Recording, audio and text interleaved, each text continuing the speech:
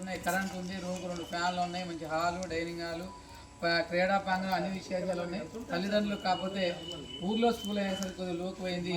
మేమేమంటామంటే చదువు చెప్పదు, మమ్మల్ని నిలదీయండి, టైంకి రాకపోతే మమ్మల్ని నిలదీయండి, మీరు ఎందుకు ముందుకు పోతున్నారు, ఎందుకు లేటుకు వస్తున్నారు అడగనే కూడా అడిగే వాళ్ళు లేరు, మా బడి ముఖం చూసేవాళ్ళు లేరు. అది కొంచెం బాధనే అనిపిస్తుంది. కానీ మేమే బాధ్యతగా తీసుకొని పాఠశాలను వృద్ధి చేయడానికి.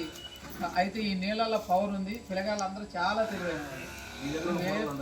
లోపలపేట పిల్లగాళ్ళు మాత్రం మాకు వచ్చే పిల్లగాళ్ళు అందరూ తెలివైన వాళ్ళే, ఒక్కళ్ళిద్దరు తప్ప 90% పిల్లలు తెలివైన వారే.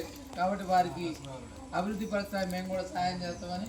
మీరు కూడా మా పాఠశాలకి సహాయం చేస్తున్నందుకు మీకు కూడా 93, 94, 83, 84 బ్యాచ్ కూడా అన్నారం హై స్కూల్లో 83, 84 10th బ్యాచ్ కూడా వారు ఉదారంగా ఆలోచించి మా పిల్లలు పేద పిల్లలు కాబట్టి బ్యాగులు ఇవ్వగలుగుతున్నారు.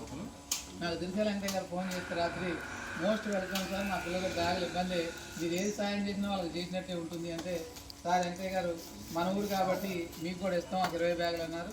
మేము సంతోషంగా స్వీకరించడం. ఇదేవిధంగా మీరు చెప్పినట్టు మా క్వాలిటీలో ఎక్కడ తేడా ఉండదు. ఇక అది సమాజంలో వచ్చిన మార్పు. మేము కూడా ఇల్లు తిరుగుతున్నాం, కొన్ని అవమానాలు కూడా అవుతున్నాయి, అయినా పర్వాలేదు తిరుగుతున్నాం. ఇక వాళ్ళు అంటారు, అనేవాళ్ళు అంటూనే ఉన్నారు, కానీ అయినా మేము బడికి తిరిగి ఇల్లు తిరిగి చేర్పిస్తున్నాం. మీరు కూడా సహాయం చేసినందుకు ఈ సమాజాన్ని మీరు కూడా అవేర్ చేయాలని మన మాజీ సర్పంచ్ గారు నవనూరు మోహన్ రావు గారిని ఒక 2 నిమిషాలు మాట్లాడవలసిందిగా కోరుతున్నాం.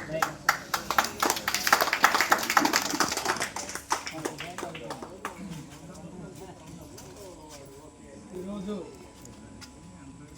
టీచర్ గారికి, క్లాస్మేట్ పిల్లలకి అందరికీ నమస్కారం. మా క్లాస్మేట్గా ఇదంతా కలిసి అన్నవరంలో కలిసి నేను 7 o'clock కలిసి ఉన్నా.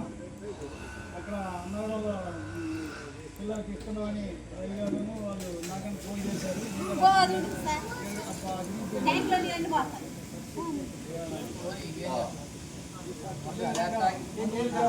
ఇక్కడ టీచర్ ఉండటం వల్ల